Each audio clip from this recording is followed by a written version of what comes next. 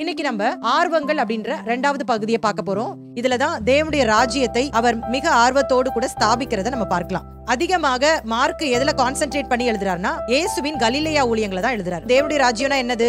நம்முடைய வாழ்க்கையில கூட நம்மை ஏன் ஆண்டவர் சீஷர்களாய் தெரிந்து கொண்டிருக்கிறார் என்று சொன்னால், எத்தனை பேர் தெரிந்து கொண்டார், எதற்காக தெரிந்து கொண்டார், எப்படி தெரிந்து கொண்டார் அப்படின்றத விளக்கமா நம்ம பார்த்தோம். இப்ப இயேசுடைய 2வது செய்தி என்ன போடப்பட்டிருக்கிறது? அதனாலதான் சொல்றாரு, உங்களை மனுஷர்களை பிடிக்கிறவர்கள் ஆக்குவேன். இன்னைக்கு ஆண்டவர் 2 விதமான ஊழியங்களை தேவனுடைய ராஜ்யத்துல வச்சிருக்கிறார். ஆண்டவர் நம்மை எப்படி தெரிந்து கொண்டிருக்கிறார், நம்ம எதற்காக தேவன் ரட்சிக்கிறார், எதற்காக நம்முடைய வாழ்க்கையில அற்புதங்களை செய்கிறார்னா, எந்த அளவிற்கு அவர் ஊழியம் செய்தாரோ அதே அளவிற்கு பிதாவானவரோடு கூட நெருங்கிய உறவோடு கூட இருந்தார். சபை அப்படின்னு சொன்னா இது 2மே நடக்கணும். என்ன நடக்கணும்? விடுதலை உண்டாகணும், டீச்சிங் நடந்துட்டே இருக்கணும். ஒருவரும் என்னை தொடவில்லை. ஆனால் இயேசுடைய தொடுதல் எவ்வளவு வித்தியாசமா இருந்திருக்கும். அவர் என்ன சொல்றாரு? அடிக்கடி சொல்வார், இதை ஒருவருக்கும் நீங்க சொல்லாதீங்க. இயேசு இங்கே அதை தெளிவுபடுத்தி சொல்லுகிறதை பார்க்கலாம். தேவகுமாரனாய் பரலோகத்திலிருந்து இறங்கி வந்த ஊழியனாகிய இயேசு கிறிஸ்துவின் இனிய நாமத்தில் உங்களை நான் வாழ்த்துகிறேன். நாம் தொடர்ந்து மார்க்கு சுவிசேஷத்தை படித்து கொண்டு வருகிறோம். மார்க்கு சுவிசேஷத்துல மொத்தம் 16 அதிகாரங்கள் இருக்கிறது என்று சொல்லி நாம் பார்த்திருக்கிறோம். இதை நம்ம ரொம்ப எளிமையா படிக்கிறதற்கு 3 பிரிவுகளாக பிரித்து படித்து கொண்டு வருகிறோம். மார்க்கு சுவிசேஷத்தின் அமைப்பு 3 ஞாபகம் வச்சுக்கணும்னு சொன்னல. ஆயத்தங்கள், ஆர்வங்கள், ஆபத்துக்கள். ஆங்கிலத்துல ஸ்ட்ரக்சர் ஆஃப் மார்க் 3P ஞாபகம் வச்சுக்கலாம். Preparation, passion, persecution. கடந்த வாரத்துல முதல் பகுதியான ஆயத்தங்கள், ப்ரிப்பரேஷன், அதை முழுமையா நம்ம படிச்சிட்டோம். போன வாரத்துல நம்ம 2வது பகுதியை துவங்கினோம். அது என்னது? ஆர்வங்கள், பேஷன். இது ஆர்வங்கள் அப்படின்னு சொன்னா என்னன்னு நம்ம பார்த்திருக்கிறோம். இயேசு கிறிஸ்து இப்பொழுது தேவனுடைய ராஜ்யத்தை ஸ்தாபிக்க வருகிறார்.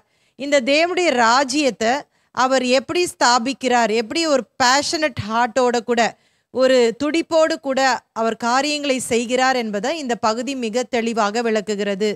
அவர் முதலாவது என்ன பிரசங்கம் பண்ணுகிறார்? தேவனுடைய ராஜ்யம் சமீபமாய் இருக்கிறது, மனம் திரும்பி தேவனுடைய ராஜ்யத்தின் சுவிசேஷத்தை விசுவாசியுங்கள், தேவனுடைய ராஜ்யம் சமீபித்திருக்கிறது என்று சொல்லி அவர் பிரசங்கம் பண்ணார். அது மாத்திரம் அல்ல, தேவனுடைய ராஜ்யத்துல அவர் சீஷர்களை தேர்ந்தெடுத்தார். அது மாத்திரமல்ல, வியாதிகளை சுகமாக்கினார், பிசாசுகளை துரத்துகிறார், வசனத்தை போதகம் பண்ணுகிறார். இப்படி தேவனுடைய ராஜ்யத்திற்கு என்னெல்லாம் தேவையோ அதை ஆர்வத்தோடு கூட, பேஷனட் ஹார்ட்டோடு கூட அவர் செய்கிற அந்த காரியத்தை தான் இந்த பகுதி விளக்குகிறது. இன்றைக்கு தொடர்ச்சியாக 2வது அதிகாரத்தை நாம் படிக்க போகிறோம். இதனுடைய தலைப்பு அதிகாரம் 2, அற்புதங்கள், மத தலைவர்களுடன் முரண்பாடான கருத்துக்கள். Chapter 2, miracles and controversy with the religious leaders. வாசிக்கலாம். மார்க்கு 2:1. சில நாட்களுக்கு பின்பு அவர் மறுபடியும் கப்பர்நகூமுக்கு போனார். அவர் வீட்டில் இருக்கிறார் என்று ஜனங்கள் கேள்விப்பட்டு. இயேசு கிறிஸ்து நாசரேத்துல 30 வயது வரைக்கும் இருந்தார். 30 வயதிற்கு பிற்பாடு அவர் நாசரேத்தை விட்டு அவர் கப்பர்நகூம் என்று சொல்லப்படுகிற அந்த பகுதியிலே அவர் வந்து விடுகிறார். எங்க அவர் தங்குறாரு? வீடு அப்படின்னு இங்க போடப்பட்டிருக்கிறது. யாருடைய வீடு? இது பேதுருவனுடைய வீடு. பேதுருவோட வீட்டில் தான் இயேசு தங்கி இருக்கிறார். இப்போ இந்த இடத்துல ஜனங்கள் வந்து இயேசு அங்கே இருக்காரு வீட்டில் அப்படின்னு சொல்லி கேள்விப்பட்ட உடனே திரளான ஜனங்கள் வருகிறத பார்க்கலாம். 2ஆம் வசனத்தை வாசிக்கலாம்.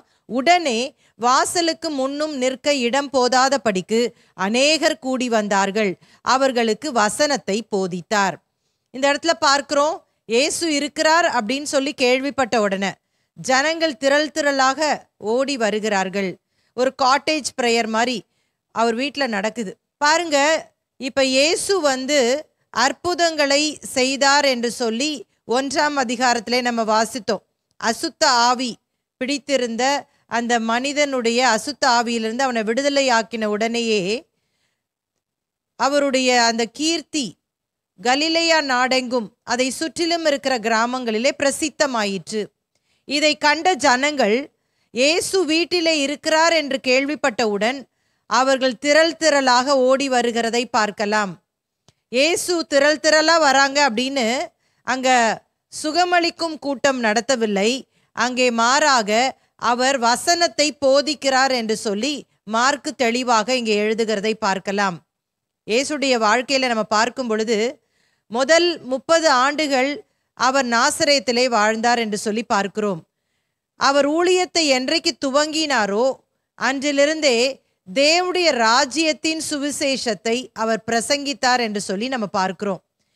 மத்தேயுவிலே எழுதப்பட்டது போல குறிப்பிட்டு மார்க்கு மலை பிரசங்கம், உவமைகளின் போதனைகள், சமுதாய வாழ்க்கையின் போதனைகள் என்று குறிப்பிடாவிட்டாலும் இயேசு போதனை செய்தார் என்பதை இங்கே மார்க் எழுதுகிறதை பார்க்கலாம். திரளான ஜனங்கள் வருவது உண்மைதான். ஒருவேளை நமக்கெல்லாம் தோணும், என்ன இது பிரசங்கம் ரொம்ப நேரம் ஆயிடுச்சே, ரொம்ப போர் அடிக்குது, தூக்கமாக வருது, அதனால கொஞ்சம் மாற்றி நம்ம சுகமளிக்கும் ஆராதனை அதை மாற்றிடலாம், அப்போ தான் ஜனங்க வருவாங்க அப்படின்னு நினைப்போம்.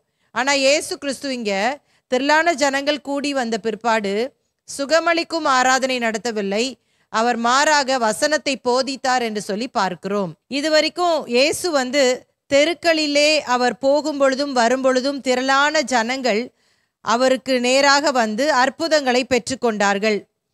இப்ப தெருவில் நின்று அவரால் போதிக்க முடியாது தானே, அதனால தான் அவர் வீட்டுக்குள்ள வந்துட்டார் அப்படின்னு நான் நினைக்கிறேன். இப்ப அதற்கு பிற்பாடு தான் நம்ம இந்த சம்பவத்தை குறித்து வாசிக்கிறோம். மார்க்கு சுவிசேஷம் 2ஆம் அதிகாரம் 3ஆம் வசனத்திலிருந்து 13ஆம் வசனம் வரைக்கும். 4 நண்பர்கள் ஒரு மனிதனை, திமிர்வாதக்காரனை அவர்கள் தூக்கி கொண்டு வருகிறார்கள். அவங்க வீட்டுக்கு பக்கத்தில் வந்தவுடனே அவங்க பார்த்துருப்பாங்க, ரொம்ப கூட்டமாக இருக்கே, என்ன பண்ணுறதுன்னு தெரியல, தெருவில் இருக்கும் போதும் நம்மளால் இவனை சுகமாக்குறதுக்கு இயேசுக்கிட்ட கூட்டிகிட்டு போக முடியல, சரி வீட்டுக்கு வந்துட்டார்னு கேள்விப்பட்டோம், இப்போ கூட்டிகிட்டு போகலான்னு பார்த்தா வாசல்லலாம் ஆள் உட்காந்துருக்காங்க, எப்படி இவனை கட்டிலோடு கூட உள்ளே கொண்டு போகிறது அப்படின்னு சொல்லிட்டு இந்த 4 நண்பர்களும் ஒரு ஐடியா பண்ணுறாங்க. அவங்க என்ன பண்ணுறாங்க, மேற்கூரையை பிரித்து அந்த படுக்கையோடு கூட அந்த திமிர்வாதக்காரனை உள்ள இறக்குறாங்க. அதை தான் நம்ம வாசிக்கிறோம். மார்க்கு 2ஆம் அதிகாரம் 3-4 வசனங்கள். அப்பொழுது 4 பேர் ஒரு திமிர்வாதக்காரனை சுமந்து கொண்டு அவரிடத்தில் வந்தார்கள். ஜன கூட்டத்தின் நிமித்தம் அவருக்கு சமீபமாய் சேரக்கூடாமல் அவர் இருந்த வீட்டின் மேற்கூரையை பிரித்து திறப்பாக்கி திமிர்வாதக்காரன் கிடக்கிற படுக்கையை இறக்கினார்கள். இப்ப பாருங்க, திடீர்னு ஏசு பிஸியா பிரசங்கம் பண்ணிட்டு இருக்காரு, பயங்கர சீரியஸா போயிட்டு இருக்கு. திடீர்னு பார்த்தா மேல இருந்து அது ஓட்டு வீடா என்ன எப்படி இருந்துச்சுன்னு தெரியல, கல் விழுந்திருக்கலாம், அதை பிரிக்கும் போது சத்தம் வந்திருக்கும், ஒரு டிஸ்ட்ராக்ஷன்ல ஒரு டிஸ்டர்பன்ஸ் இருந்திருக்கும். திடீரென்று சொல்லி பார்த்தா வெளிச்சம் வீட்டுக்குள்ள வருது, வேகமா ஒரு கயர் வழியா ஒரு மனுஷனை படுக்கையோடு கூட இறக்குற கட்டில் வருது. எல்லாரும் அப்படியே பயந்து போய் பார்த்துட்டு இருந்திருப்பாங்க, என்ன நடக்குது இது, ஏசு போதகம் பண்ணிட்டு இருக்கிறாரு, திடீர்னு ஒரு மனுஷனை யாரோ இறக்குறாங்களே, சிலர் எரிச்சல் கூட ஆயிருப்பாங்க. தொடர்ந்து வருகிற வசனத்தை வாசிப்போம். 5ஆம் வசனத்திலிருந்து. ஏசு அவர்கள் விசுவாசத்தை கண்டு, Jesus saw their faith. அவர்கள் விசுவாசத்தை இயேசு பார்த்தார். இயேசு பார்க்கிறாரு, இந்த திமிர்வாதக்காரனால விசுவாசிக்க முடியாது, ஏன்னா அவனுக்கு ஒண்ணுமே சுயநினைவே கிடையாது.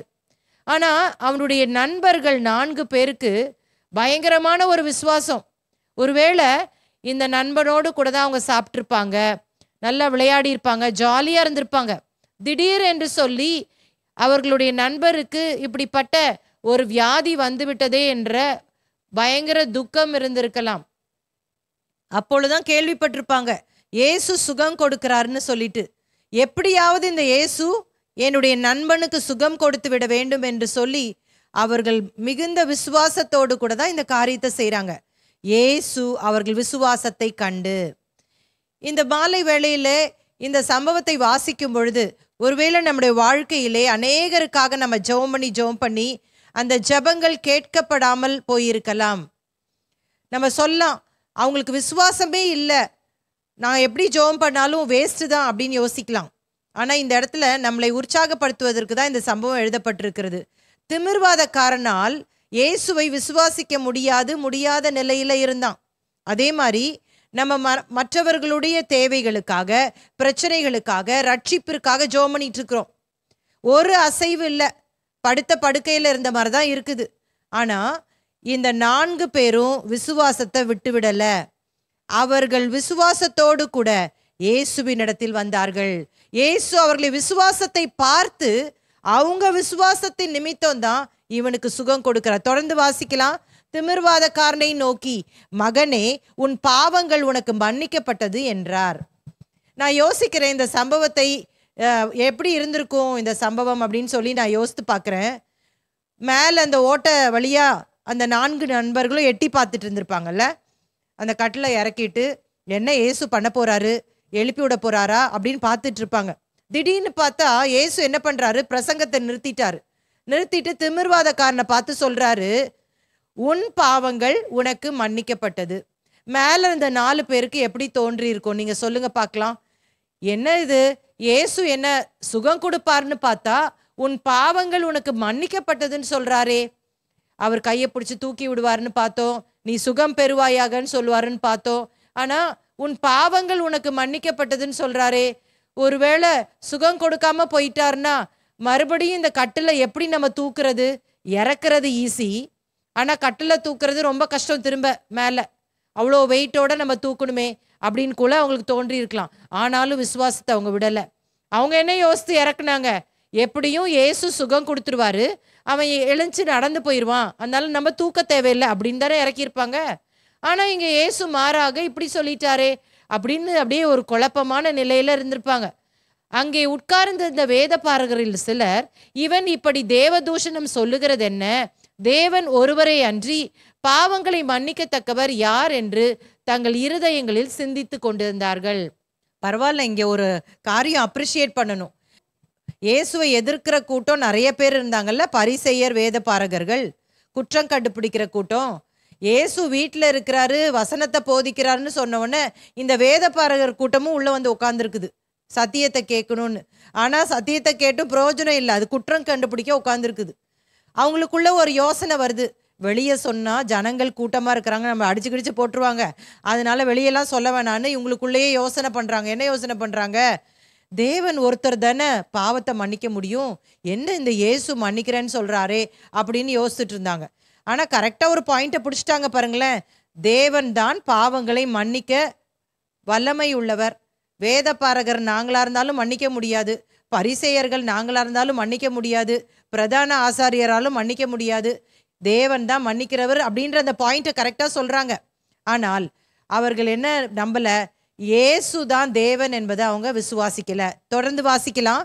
அவர்கள் தங்களுக்குள்ளே இப்படி சிந்திக்கிறார்கள் என்று இயேசு உடனே தம்முடைய ஆவியில் அறிந்து அவர்களை நோக்கி, நீங்கள் உங்கள் இருதயங்களில் இப்படி சிந்திக்கிறது என்ன, உன் பாவங்கள் உனக்கு மன்னிக்கப்பட்டது என்று சொல்வதோ, எழுந்து உன் படுக்கையை எடுத்துக்கொண்டு நடவென்று சொல்வதோ எது எளிது? பூமியிலே பாவங்களை மன்னிக்க மனுஷகுமாரனுக்கு அதிகாரம் உண்டென்பதை நீங்கள் அறிய வேண்டும் என்று சொல்லி திமிர்வாதக்காரனை நோக்கி. இயேசு தன்னுடைய ஆவியில உடனே உணர்றார். இந்த வேத பாரகர்கள் இப்படி யோசிக்கிறத உணர்ந்து அவர் சொல்றாரு, உன் பாவங்கள் உனக்கு மன்னிக்கப்பட்டது என்று சொல்வதோ, எழுந்து உன் படுக்கையை எடுத்துக்கொண்டு நடவென்று சொல்வதோ எது ஈஸி? மனுஷகுமாரனுக்கு இந்த அதிகாரம் கொடுக்கப்பட்டிருக்கிறது என்பதை நீங்க அறியலையா? அப்ப ஆண்டவர் இந்த இடத்துல ஏன் உடனடியா சுகம் கொடுக்காம அவர் உன் பாவங்கள் உனக்கு மன்னிக்கப்பட்டது என்று சொல்லி திமிர்வாதக்காரனை பார்த்து சொல்றாரு?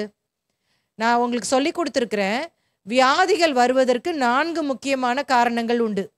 முதலாவதாக என்ன காரணமா இருக்கலாம் அப்படின்னா, பிசாசினாலே வியாதிகள் வரலாம். இரண்டாவதாக என்ன காரணம் இருக்கலாம்னா, நம்முடைய பாவத்தின் நிமித்தம் வியாதிகள் வரலாம். மூன்றாவதாக நம்ம சரீர பலவீனத்தின் நிமித்தம் வியாதிகள் வரலாம்.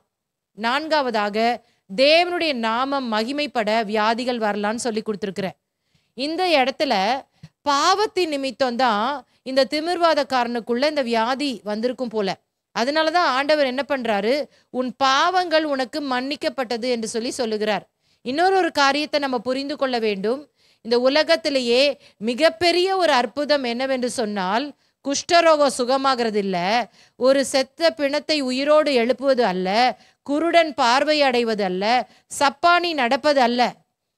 என்ன பெரிய அற்புதம் என்று சொன்னால், ஒருவனுடைய பாவங்கள் மன்னிக்கப்படுவதுதான் பெரிய அற்புதம். அப்ப இயேசு இந்த இடத்துல ஒருவேளை அவனுடைய பாவங்களை மன்னிக்காம திமிர்வாதத்தை மட்டும் சுகப்படுத்தி இருந்தாருன்னா அவன் என்ன பண்ணியிருப்பான், சுகம் பெற்றிருப்பான். ஆனா அவனுடைய ஆத்மா நரகத்துக்கு தானே போயிருக்கும். அப்ப ஆண்டவர் ஒரு மனிதனுடைய முக்கிய தேவையை அறிந்து, சுகத்தை காட்டிலும் உனக்கு பாவ மன்னிப்பு தான் முக்கியம் என்பதை இந்த இடத்துல விளக்குகிற வகையிலே அவனுக்கு முதலாவது சொல்றாரு, உன் பாவங்கள் உனக்கு மன்னிக்கப்பட்டது. இப்பயாவது இந்த வேத பாரகர்கள் உணர்ந்திருக்கணும், நம்ம மனசுக்குள்ள யோசித்தத எப்படி இந்த இயேசு சொல்றாரு? அப்ப இவர் சாதாரண மனுஷன் கிடையாது, இவர் தேவன் தான் விசுவாசிச்சிருக்கணும். ஆனா அவங்களுக்கு விசுவாசம் வரவே இல்லை. இப்ப என்ன சொல்றாரு? அதனால திமிர்வாதக்காரனை நோக்கி இயேசு, நீ எழுந்து உன் படுக்கையை எடுத்துக்கொண்டு உன் வீட்டுக்கு போ என்று உனக்கு சொல்லுகிறேன் என்றார். உடனே அவன் எழுந்து தன் படுக்கையை எடுத்துக்கொண்டு எல்லாருக்கும் முன்பாக போனான். அப்பொழுது எல்லாரும் ஆச்சரியப்பட்டு, நாம் ஒரு காலும் இப்படி கண்டதில்லை என்று சொல்லி தேவனை மகிமைப்படுத்தினார்கள். இந்த இடத்துல பயங்கர ஒரு ஆச்சரியமான ஒரு காரியம் நடக்குது பாருங்களேன். நம்ம யாராவது உன் படுக்கையை எடுத்துக்கொண்டு போ அப்படின்னு சொன்னா அது உண்மையா அது அற்புதம் நடக்குமா? நடக்கவே நடக்காது. இன்னைக்கு தூங்கிட்டு இருக்கவங்களே நம்மளால எழுப்ப முடியாது. அவங்க நல்லா தூங்கிட்டு இருந்தாங்கன்னா எழுப்புறதே பெரிய கஷ்டம். இவன் திமிர்வாதத்துல இருந்தவனுக்கு ஆண்டவர் ஒரு கட்டளை கொடுத்த போது அவன் எழும்பி நடந்து போறத ஜனங்கள் பார்த்த உடனே அவங்களுக்கு பயங்கர சந்தோஷம், ஒரே ஆச்சரியம். இப்படி நம்ம ஒரு நாள் கூட பார்த்ததே கிடையாதே அப்படின்னு சொல்லிட்டு அவங்க என்ன பண்ணாங்களாம்? தேவனை மகிமைப்படுத்தினார்கள். எப்பவுமே ஆண்டவர் பார்த்தீங்கன்னா அவருக்கு அந்த மகிமையை எடுத்துக்கொள்ளவே மாட்டார். தேவனை மகிமைப்படுத்துற மாதிரியே தான் அவர் எல்லா காரியங்களையும் செய்வார். அவருடைய வேலையே என்ன அப்படின்னா, பிதாவின் சித்தத்தை நிறைவேற்ற வந்தவர். அற்புதம் செய்வாரு, எல்லா காரியங்களையும் செய்வாரு, ஜனங்கள் விடுதலை ஆவாங்க. ஆனா அவருடைய அல்டிமேட் கோல், அவருடைய குறிக்கோள் என்னவா இருக்குது அப்படின்னா, பிதாவை மகிமைப்படுத்த. இந்த இடத்துல அற்புதம் செஞ்சது அவர் தான். ஆனா இயேசுவை அவங்க மகிமைப்படுத்தல, தேவனை மகிமைப்படுத்தினார்கள். நம்மளை கூட ஆண்டவர் ஊழியங்களை பயன்படுத்தும் பொழுது, நம்மளை கொண்டு ஆண்டவர் அற்புத அடையாளங்களை செய்யும் பொழுது, ஜனங்கள் விடுதலை பெறும் பொழுது, நம்ம யாருக்கு நேராக அவங்க பார்வையை திருப்பிடணும்? தேவனை மகிமைப்படுத்துற மாதிரி மாற்றிடணும். நம்மளை புகழ்றதற்கு நல்லா புகழுங்க புகழுங்க அப்படின்னு சொல்லக்கூடாது. சரியா? அப்ப இதுல இருந்து நம்ம ஏராளமான சத்தியங்களை கற்றுக்கொள்ளுகிறோம். தொடர்ந்து வாசிக்கலாம். 13ஆம் வசனம். அவர் மறுபடியும் புறப்பட்டு கடல் அருகே போனார். அப்பொழுது ஜனங்கள் எல்லாரும் அவரிடத்தில் வந்தார்கள். அவர்களுக்கு போதகம் பண்ணினார். மறுபடியும் பாருங்களேன், மார்க்கு சுவிசேஷம் அப்படின்னு சொன்னாலே அற்புதங்கள் தான் மெயினா அவர் எம்பசைஸ் பண்ணி எழுதியிருக்கிறாரு அப்படின்னு சொன்னேன். ஆனா மறுபடியும் ஒரு வார்த்தையை அவர் போட்டிருக்காரு பாருங்களேன். திரளான ஜனங்கள் வந்தாங்க, போதகம் பண்ணார். இப்ப அந்த இடத்த விட்டு வீட்டுல இருந்து கிளம்பி கடல் அருகே போயிட்டாராம். ஆனாலும் ஜனங்கள் விடல, அவர்கிட்ட ஓடி வந்துட்டாங்க. ஆண்டவரும் அவருடைய ஆப்பர்ச்சுனிட்டியை விடல. நீங்க அற்புதத்துக்கு தானே வந்தீங்க, பிசாசு போகணும்னு தானே வந்தீங்க, வியாதி சுகமாகணும் தானே வந்தீங்க அப்படின்னு சொல்லிட்டு அதை மட்டும் அவர் செய்யல. அவர் என்ன பண்ணிட்டாரு? அவர் கரெக்டா இருக்கிறாரு, அவர் காரியத்துல கண்ணா இருக்கிறாரு. ராஜ்யத்தின் சுவிசேஷத்தை, ராஜ்யத்தின் வசனத்தை என்ன பண்ணிடுறாரு? சொல்லிடுறாரு. இன்னைக்கு நிறைய பிரசங்கிமார்கள் கூட்டத்தை பார்த்த உடனே வசனத்தை மறந்துடுவாங்க. அப்படி கிடையாதுன்னு சொல்லி இங்க மார்க் ரொம்ப தெளிவாக எழுதுகிறார். அடுத்த பகுதியை நாம் வாசிக்கலாம். மார்க்கு 2ஆம் அதிகாரம் 14-17 வரைக்கும். லேவியின் அழைப்பு, காலிங் ஆஃப் லேவி. லேவி யாரு? மத்தேயு. அதை நம்ம பார்க்க போறோம். வாசிக்கலாம். அவர் நடந்து போகையில் அல்பேயுவின் குமாரனாகிய லேவி ஆயத்துறையில் உட்கார்ந்து இருக்கிறதை கண்டு, எனக்கு பின் சென்று வா என்றார். அவன் எழுந்து அவருக்கு பின் சென்றான். இப்ப இந்த இடத்துல அல்பேயுவின் குமாரனாகிய லேவி அப்படிதான் போட்டிருக்கு. ஆனா நான் என்ன சொன்னேன்? மத்தேயு அப்படின்னு சொல்றேன் இல்லையா? நம்ம ஏற்கனவே மத்தேயு புத்தகத்துல இந்த லேவி யாரு, இவர் தான் மத்தேயு அப்படின்றத உங்களுக்கு சொல்லி கொடுத்தேன். ஏன் அப்படின்னா, இயேசுவின் 12 சீஷர்கள்ல ஒருவர் தான் இந்த மத்தேயு, லேவி. ஆயத்துறையில வேலை பார்த்தவர் இந்த ஒருவர் தான். மத்தேயு குறிப்பிடும் பொழுது மத்தேயுன்னு எழுதியிருக்கிறாரு. ஆனா இந்த மார்க்கும் லூக்காவும் லேவின்னு சொல்லியிருக்காருன்னு சொன்னேன்ல. அப்ப இந்த மத்தேயு தான் லேவி அப்படின்றத நம்ம விளங்கி கொள்ளணும்னு சொன்னேன். ஒரு சில குறிப்புகளை உங்களுக்கு நான் அன்னைக்கு சொல்லி கொடுத்தேன். அதை மிக விரைவாக நான் சொல்லி கொடுத்துட்றேன். அவருடைய பெயர் மத்தேயு, இன்னொரு பெயர் லேவி. லேவினா என்ன நான் படிச்சிருக்கிறோம்? தேவனின் பரிசு, கிஃப்ட் ஆஃப் காட். இவருடைய தகப்பனின் பெயர் என்ன? அல்பேயு. இப்ப வாஸ்தவம்ல. அவருடைய தொழில் என்ன? வரி வசூலிப்பவர். ஆயத்துறையில வேலை பார்த்துட்டு இருந்தாரு. அவருடைய வீடு கப்பர்நகூம்ல இருந்துச்சு. மத்தேயு இயேசுவின் 12 சீஷர்களில் ஒருவர். வேதத்துல இவருடைய அழைப்பு மட்டும்தான் கொடுத்துருக்கு. இவர் எங்க ஊழியம் செய்தார் அப்படின்றத நான் உங்களுக்கு சொல்லி கொடுத்துருக்கேன். மத்திய கிழக்கு நாடுகள்ல ஊழியம் செஞ்சிருக்கிறாரு. இவருடைய மரணம் எங்க நடந்தது? இரத்த சாட்சியாக எத்தியோப்பியாவில் மரணம் அடைந்தார். வேதத்துல இவரை குறித்து அதிகமான காரியங்கள் இல்லை. அதிகமான காரியம்னு சொல்றத விட ஒண்ணுமே கிடையாது. அவருடைய அழைப்பை தவிர வேற எதுவுமே இல்லை. ஆனா சரித்திரத்துல நம்ம பார்க்கும் பொழுது இயேசு பரமேறி சென்ற பிற்பாடு இவர் மத்திய கிழக்கு நாடுகள்ல போய் ஊழியம் செய்யறாரு. ஊழியம் செஞ்சுட்டு அவர் கடைசியாக எத்தியோப்பியா அப்படின்ற அந்த தேசத்துல அவர் ஒரு சர்ச்சில் பிரசங்கம் பண்ணி கொண்டிருக்கும் பொழுது அந்த எத்தியோப்பியாவின் ராஜா வந்து உட்காருகிறார். அவரும் இயேசுவை ஏற்றுக்கொண்டவர் தான். அவர் ஒரு தப்பு பண்றார். என்ன தப்பு பண்றாருன்னா, தன்னுடைய சொந்தக்காரரான ஒரு கன்னியாஸ்திரியை விரும்புறார். அவளை கல்யாணம் பண்ணிக்கணும்னு நினைக்கிறாரு இந்த ராஜா. இதை மத்தேயு அவர் புல்பிட்ல நின்றுட்டு இருக்கும் போதே அந்த ராஜாவை கடிந்து கொள்ளுகிறார். நீ இயேசுவை ஏற்றுக்கொண்டுட்ட, இப்படிப்பட்ட காரியங்கள் அது பாவம் என்பதை கண்டிக்கிறார். கோபமடைந்த எத்தியோப்பியாவின் ராஜா அவரை அந்த இடத்திலேயே கொலை செய்கிறதை பார்க்கலாம். அப்படிதான் அவருடைய மரணம். ஸோ இந்த இடத்துல இல்லை, ஆனால் சரித்திரத்தின் ரீதியாக நம்ம அறிந்து கொள்ள வேண்டும். ஆயத்துறை நான் உங்களுக்கு சொல்லி கொடுத்துருக்கிறேன், ஞாபகம் இருக்கா? இயேசுவின் நாட்கள்ல யூதர்கள் ரோமர்கள் ஆட்சியில இருந்தாங்க இல்லையா? அப்ப ரோமர்கள் என்ன பண்ணாங்க அப்படின்னா, யூதர்கள் கிட்ட இருந்து வரியை பெற்றுக்கொண்டார்கள். அப்படிதானே செய்வாங்க. ஒரு நாடை இன்னொரு நாடு கைப்பற்றுச்சுன்னா டாக்ஸ் கட்டணும். அப்போ இப்போ யூதர்கள் வந்து வரி கட்டணும்னா மாதம் மாதம் கட்டுறது தான் அவங்களுக்கு எளிமையாக இருக்கும், ஈஸியாக இருக்கும். ஆனால் இப்போ ரோமர்கள் அடிக்கடி வர முடியாது. இப்போ மாதிரி டிரான்ஸ்போர்ட்டேஷன்லாம் கிடையாது இல்லையா, போக்குவரத்து கிடையாது. அதனால இந்த ரோமர்கள் என்ன பண்ணாங்க, யூதர்கள்லேயே நல்ல வசதி படைத்தவர்கள் பணக்காரங்களை செலக்ட் பண்ணி இந்த அரசாங்க உத்தியோகத்தை வேலையை கொடுத்தாங்க. அவங்க தான் இந்த டாக்ஸ் கலெக்டர்ஸ், பப்ளிகன்ஸ். இவங்க தான் என்ன பண்ணுவாங்கன்னா, ரோமர்களுக்கு தங்கள் தெருக்களிலே தங்கள் ஊர்களில் இருக்கிற மொத்த ஜனங்களுக்கும் மொத்தமாக என்ன பண்ணிடுவாங்க, வரியை கொடுத்துருவாங்க. அதற்கு பிற்பாடு இவங்க என்ன பண்ணிக்குவாங்க, அந்த ஜனங்கள்ட்ட இருந்து கலெக்ட் பண்ணிக்குவாங்க. இதனால இவர்களுக்கு சம்பளமாக இவங்க வந்து என்ன பண்ண வேண்டாம், அந்த டாக்ஸ் வந்து கட்ட வேண்டாம். அது மாத்திரமல்ல, ஒவ்வொரு நபர்களும் 12 மாதத்துக்கு கட்டணும்னா அந்த 2 மாதத்துக்குரிய அந்த காரியமும் எடுத்துக்கிட்டு 10 மாதம் மட்டும் ரோம அரசாங்கத்துக்கு கொடுத்தா போதும். இப்படி நிறைய சலுகைகள் அவர்களுக்கு கொடுத்திருந்தார்கள். இதனால பணக்காரர்கள்லாம் போட்டி போட்டுட்டு இந்த ஆயத்துறையில் வேலை பார்த்தாங்க. ஆனால் இவங்களை ஏன் ஜனங்களுக்கு பிடிக்காது அப்படின்னு சொன்னால், எப்போவுமே ஆயக்காரரும் பாவிகளும் அப்படிதான் பைபிள்லேயே வருது. ஏன் இவங்களை பாவிகளாக யோசித்தாங்க அப்படின்னா, இவங்க அநியாயமாக வட்டி வாங்கி கொண்டிருந்தாங்க. இப்போ உதாரணமாக மார்வாடி இருக்கிறாங்க நம்ம ஊரில், நம்ம நகை தான், நம்ம போய் என்ன பண்ணுறோம், அந்த நகையை அடகு கடையில் வைக்கிறோம், வட்டியெல்லாம் கட்டிகிட்டே இருக்கிறோம், நம்மளால் அசலை கொடுக்கவே முடியல. கடைசியில் மார்வாடி சொல்கிறான், நீ வந்து முழுமையாக கட்டலைன்னா நான் ஏழை விட்டுருவேன். நமக்கு எவ்வளோ கோவம் வருது.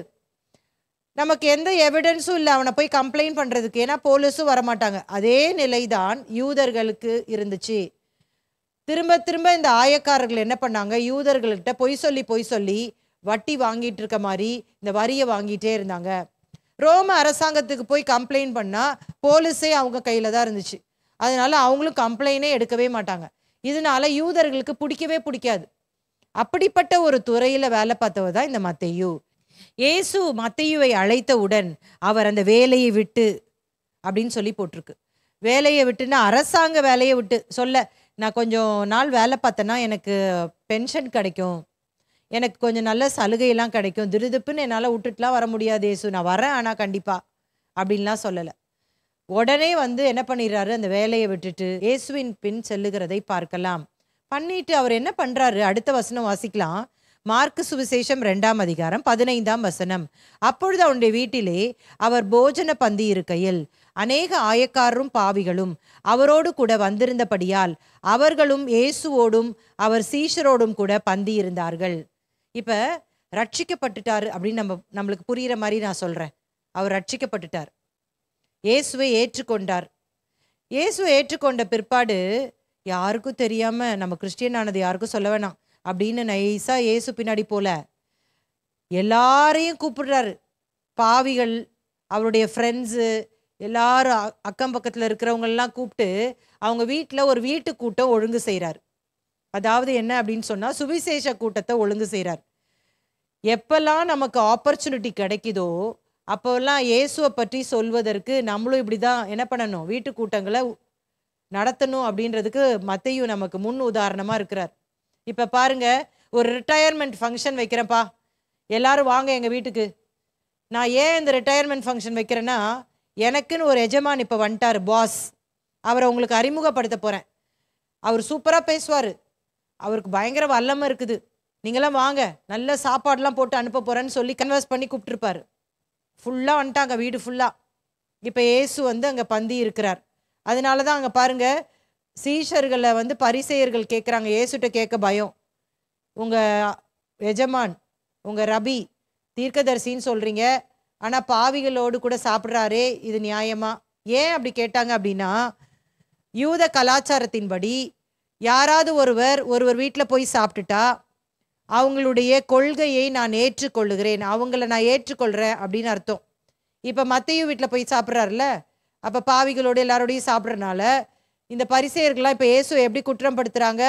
அப்போ பாவிகளோட சாப்பிட்டா அப்போ அவங்க பாவத்துக்கு நீர் உடந்தையோ அப்படின்னு கேட்குறாங்க. அதான் இங்கே கேட்குற கேள்வி. இயேசு அதை கேட்டு, பிணியாளிகளுக்கு வைத்தியன் வேண்டியதே அல்லாமல் சுகமுள்ளவர்களுக்கு வேண்டியதில்லை, நீதிமான்களை அல்ல பாவிகளையே மனம் திரும்புகிறதற்கு அழைக்க வந்தேன் என்றார். இங்கே ஒரு மிக முக்கியமான சத்தியத்தை இயேசு இங்கே சொல்லுகிறார். இயேசுவின் குறிக்கோள் இங்கே சொல்லப்பட்டிருக்கிறது. அது என்ன? ஜீசஸோட மிஷன் நீதிமான்களை அல்ல பாவிகளையே மனம் திரும்புகிறதற்கு அழைக்க வந்தேன். நீதிமான்களை அல்ல பாவிகளுக்காக தான் வந்தேன். இங்க என்ன சொல்றாரு? பிணியாளிகள் அப்படின்னு சொல்லும்பொழுது என்ன அர்த்தம்? தேவன் வேண்டும் என்ற தேவையோடு இருப்பவர்கள். சுகமுள்ளவர்கள் அப்படின்னா யாரு? தேவன் இல்லை என்று பெருமையாக இருப்பவர்கள். யாருக்கு ஆண்டவர் வேணுமோ அவர்களுக்கு நான் போய் அவர்களுக்கு உதவி செய்வேன். அதை தான் இங்கே பிணியாளிகள் அப்படின்னு சொல்றாரு. ஆனால் சிலர் எனக்கெல்லாம் நான் எல்லாத்துலேயும் கரெக்டுப்பா, சுயநீதிக்காரர்கள் இருக்கிறாங்களே, நான் ஒழுங்கா பைபிள் வாசிக்கிறேன், நான் ஒழுங்கா சர்ச்சுக்கு போயிடுவேன், யார் வம்புக்கும் போக மாட்டேன், நான் உண்டு என் வேலை உண்டு இருப்பேன் அப்படின்றவங்க யாரு? சுகமுள்ளவர்கள். அவங்கள்ட்ட ஆண்டவர் என்ன பண்ண மாட்டாரு? உனக்கு தான் நான் தேவையில்லையே, அதனால அவர் வரவே மாட்டாரு. தொடர்ந்து வாசிப்போம். மார்க்கு 2:18. யோவானுடைய சீஷரும் பரிசேயருடைய சீஷரும் உபவாசம் பண்ணி வந்தார்கள். அவர்கள் அவரிடத்தில் வந்து, யோவானுடைய சீஷரும் பரிசேயருடைய சீஷரும் உபவாசிக்கிறார்களே, உம்முடைய சீஷர் உபவாசியாமல் இருப்பது என்னவென்று கேட்டார்கள். அப்ப இந்த இடத்துல திடீர்னு சொல்லிட்டு இப்ப யோவானுடைய சீஷர்கள் இயேசு கிட்ட வராங்க. யோவானுடைய சீஷரும் பரிசேயருடைய சீஷரும் உபவாசம் பண்ணுகிறார்களே, உங்க சீஷர்கள் ஏன் உபவாசம் பண்ண மாட்டேங்கிறாங்க அப்படின்னு சொல்லிட்டு கேட்குறாங்க. இப்ப யோவானுடைய சீஷர்கள் ஏன் உபவாசம் பண்ணாங்க? யோவான் மிக அதிகமாக மனம் திரும்புதலை குறித்து அவர் பிரசங்கம் பண்ணினார். மனம் திரும்புதல் ஜனங்களுக்குள்ள உண்டாகணும்னா தேவனுடைய அந்த கிரியை இல்லாம உண்டாக முடியாது. அதனால அவங்க தங்கள் உடலை வருத்தி தேவனிடத்துல கேட்கிறாங்க, ஆண்டவரே மனம் திரும்புதலை உண்டாக்கும் என்று சொல்லி உபவாசம் பண்றாங்க. பரிசேயர்களும் உபவாசம் பண்றாங்க. லூக்கா சுவிசேஷத்துல வாசிக்கிறோம்ல, வாரத்துல 2 முறை உபவாசித்தார்கள். ஆனா இயேசுடைய சீஷர்கள் ஏன் உபவாசம் பண்ண மாட்டேங்கிறாங்க அப்படின்னு கேட்கறது ஒரு நல்ல கேள்விதான். ஆனா இயேசு என்ன பதில் சொல்றார் பாருங்களேன். 19:20. அதற்கு இயேசு, மணவாளன் தங்களோடு இருக்கையில் மணவாளனுடைய தோழர் உபவாசிப்பார்களா? மணவாளன் தங்களுடனே இருக்கும் வரைக்கும் உபவாசிக்க மாட்டார்களே. மணவாளன் அவர்களை விட்டு எடுபடும் நாட்கள் வரும், அந்த நாட்களில் உபவாசிப்பார்கள். இப்போ ஒரு சத்தியத்தை இங்க சொல்றாரு. என்ன சொல்றாரு? மணவாளன் தங்களோடு கூட இருக்கையில் மணவாளனுடைய தோழர் உபவாசிப்பார்களா அப்படின்னா என்ன அர்த்தம்? இப்ப இயேசு தன்னை பார்த்து என்ன சொல்றார் அப்படின்னா மணவாளன். ஏன் இந்த உருவகத்தை அவர் பயன்படுத்துகிறார்? இது ஒரு உருவகம், பேச்சு உருவகம். இது ஒரு ஃபிகர் ஆஃப் ஸ்பீச் மாதிரி பேசுறாரு. என்ன அப்படின்னா, யூத கலாச்சாரத்தின்படி திருமணம் 1 வாரம் நடக்கும். சரியா? யூத திருமணங்கள் 1 வாரம் நடக்கும். இந்த 1 வாரத்துல ரொம்ப ஒரு கொண்டாட்டம், செலிப்ரேஷன் நடக்கும். இப்ப அந்த நாள்ல ஏதாவது மத ரீதியான சடங்குகள் கூட செய்ய வேண்டிய அவசியம் இல்லை என்று சொல்லி ரபிமார்கள் வாய்மொழியாக சட்டங்களை கொடுத்திருந்தார்கள். நீங்க திருமணத்தை கனப்படுத்தணும், நல்ல சந்தோஷமா நீங்க இருக்கணும், அதனால இந்த நேரங்கள்ல நீங்க மத ரீதியான சடங்குகளை செய்யாட்டாலும் அது பாவம் கிடையாது, நியாயப்பிரமாணத்தை மீறது கிடையாதுன்னு சொல்லியிருந்தாங்க. இப்ப இந்த கான்செப்டை இயேசு கிறிஸ்து இங்க பயன்படுத்துகிறார். அவர் சொல்றாரு, மணவாளனாகிய நான் இப்ப ஒரு திருமண கொண்டாட்டத்தை போல என் சீஷர்களோடு கூட நான் இருக்கிறேன். ஸோ இதெல்லாம் செய்யணுன்ற அவசியம் கிடையாது. ஆனா ஒரு நாள் மணவாளனாகிய நான் சரீர பிரகாரமாக அவர்களோடு கூட இல்லாமல் நான் பரலோகத்திற்கு எடுத்துக்கொள்ளப்படுவேன். அப்பொழுது அவர்கள் நிச்சயமாக உபவாசிப்பார்கள். இப்ப இயேசு இங்க உபவாசம்லாம் பண்ணக்கூடாது அப்படின்னு சொல்லல, இப்ப பண்ண தேவையில்லை, ஏன்னா மணவாளன் நான் இருக்கிறேன். இங்க இன்னொரு ஆழமான சத்தியத்தை சொல்றார் பாருங்களேன். என்னுடைய ஜனங்கள் இவர்கள் மணவாளனின் தோழர்கள். ஏன்னா இயேசு கிறிஸ்து இன்னும் மரிக்கல, அதனால இவங்க தோழர்கள். இனி சபை ஒன்று வரப்போகிறது, எனக்கு மணவாட்டி ஒன்றை நான் ஆயத்த பண்ண போறேன், அது ரட்சிக்கப்பட்ட கூட்டம், இப்படி ஏராளமான காரியங்கள் இதுக்குள்ள இருக்குது. இப்ப கூடியிருக்கிற அந்த மக்கள் யாரு? மணவாளனின் தோழர்கள் என்று சொல்லுகிறார்.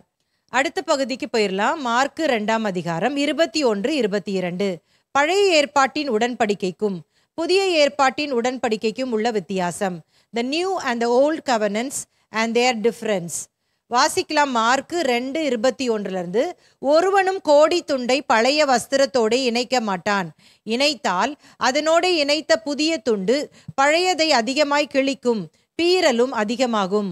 ஒருவனும் புது திராட்சரசத்தை பழந்துருத்திகளில் வார்த்து வைக்க மாட்டான், வார்த்து வைத்தால் புது ரசம் துருத்திகளை கிழித்து போடும், ரசமும் சிந்திப்போம், துருத்திகளும் கெட்டுப்போம்.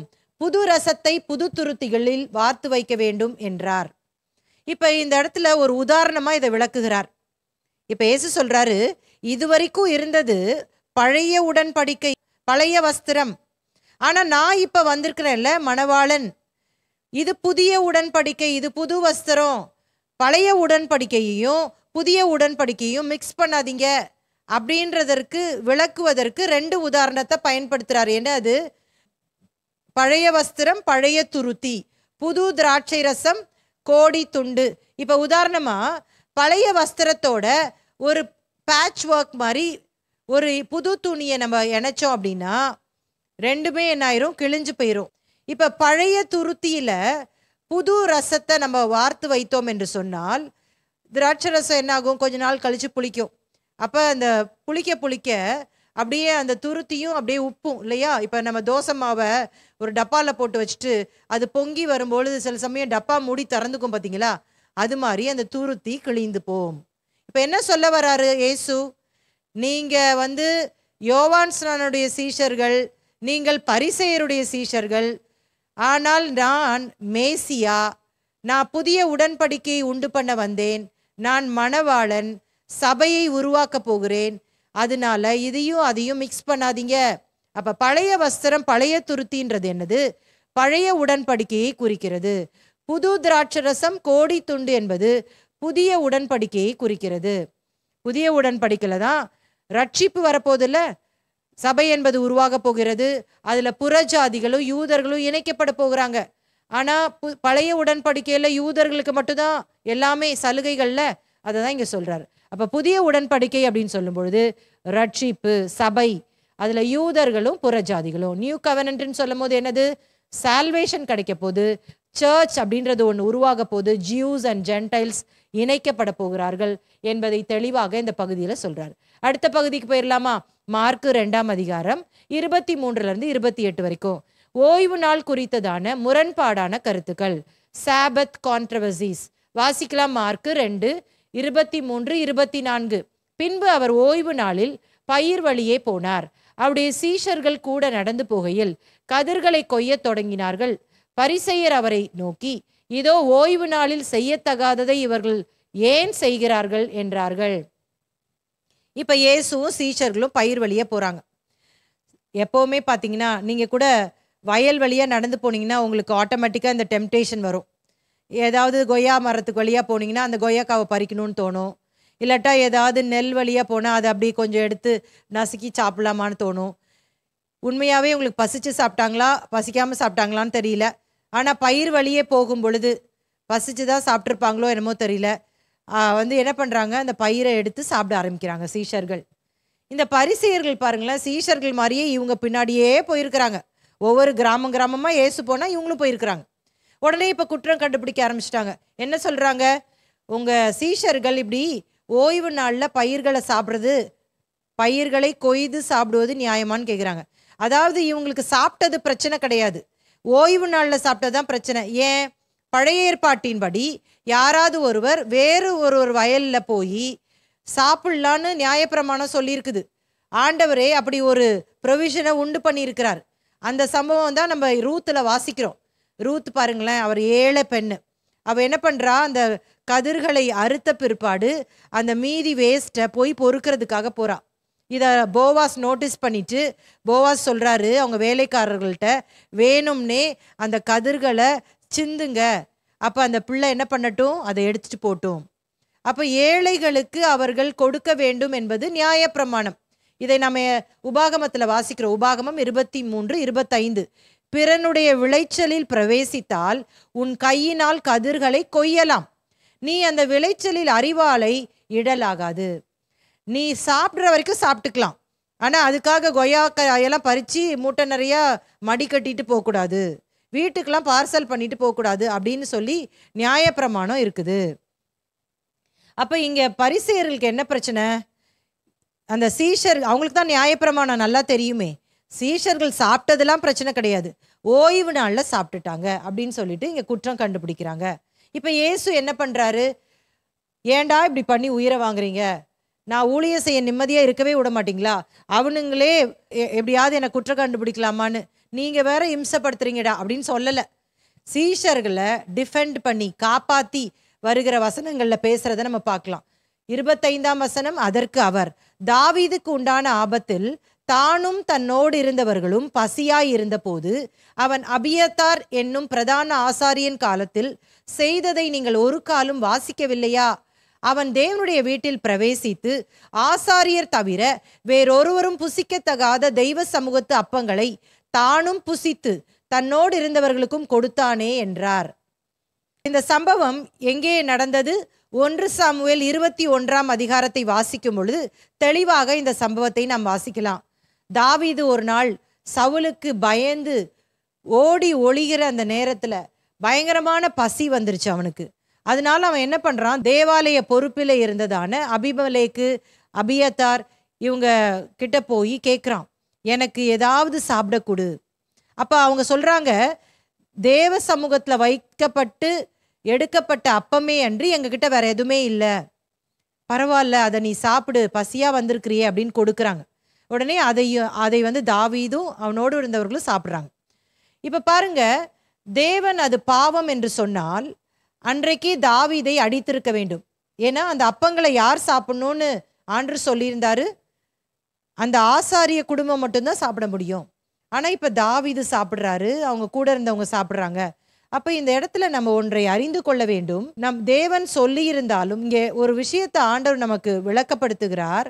சடங்காச்சாரங்களை விட மனிதனுடைய தேவைதான் தேவனுடைய பார்வையில மிக முக்கியம். அதனாலதான் இங்க சப்போர்ட் பண்ணி பேசுறாரு. அப்ப தாவீது சாப்பிட்டானே, அது உங்க வேதத்துல தானே எழுதி வச்சிருக்கிறாரு, தேவன் அவனை அடிக்கலையே அப்படின்னு சொல்லிட்டு தொடர்ந்து சொல்றாரு. 27, 28, பின்பு அவர்களை நோக்கி, மனுஷன் ஓய்வு நாளுக்காக உண்டாக்கப்படவில்லை, ஓய்வு நாள் மனுஷனுக்காக உண்டாக்கப்பட்டது. இப்ப சொல்றாரு, ஓய்வு நாள் மனுஷனுக்காக உண்டாக்கப்பட்டது, மனுஷன் ஓய்வு நாளுக்காக உண்டாக்கப்படல. அதனால நன்மை செய்வது எதுவோ அதை எந்த நாள் வேணாலும் செய்யலாம். ஒரு மனிதனுக்கு அத்தியாவசிய தேவை இருக்கிறது, ஆகவே நம்ம செய்யறதுல ஒன்றும் தவறு கிடையாது அப்படின்றத தான் இங்க சொல்லிட்டு அவர் சொல்றாரு. ஆகையால் மனுஷகுமாரன் ஓய்வு நாளுக்கும் ஆண்டவராய் இருக்கிறார் என்றார். இப்ப மனுஷகுமாரன் அப்படின்னு சொல்லும் பொழுது அடிக்கடி இயேசு தன்னை குறிப்பிட்டு சொல்லுகிற அந்த பெயர் தான் மனுஷகுமாரன். மனுஷகுமாரன் நானே இருக்கிறேன், தேவாலயத்திலும் பெரியவர், யோனாவிலும் பெரியவர், இந்த ஓய்வு நாளுக்கே நான் தான் தேவன், நானே அவங்க கூட இருக்கும் பொழுது அவங்க இதை செய்யறது ஒன்றும் தப்பு கிடையாது அப்படின்னு சொல்லிட்டு அந்த இடத்துல பரிசேயருடைய வாயை அடைத்து விடுகிறதை பார்க்கலாம். அப்ப இன்னைக்கு நம்ம தெளிவாக இந்த 2ஆம் அதிகாரம் முழுமையா படிச்சிட்டோம். இதை நீங்கள் வசனத்தோடு கூட ஒப்பிட்டு நீங்கள் தியானியுங்கள். கர்த்தர் நிச்சயமாகவே இந்த வார்த்தையின் மூலமாக நம்மோடு கூட பேசுவாராக. கண்களை மூடி நம்ம ஜெபிக்கலாமா? அன்பும் இரக்கமுள்ள நல்ல தகப்பனே, இந்த மாலை வேளைக்காக ஸ்தோத்திரம், எங்களோடு பேசினுடைய வார்த்தைகளுக்காக ஸ்தோத்திரம். இந்த சத்தியத்தை நாங்கள் கேட்டிருக்கிறோம் ஆண்டவரே, இதன்படி நடக்க எங்களுக்கு நீர் கிருபை தாரும் ஆண்டவரே. இயேசுவின் நாமத்தில் ஜெபிக்கிறோம் எங்கள் நல்ல பிதாவே, ஆமேன். கர்த்தர் உங்களை ஆசீர்வதிப்பார்.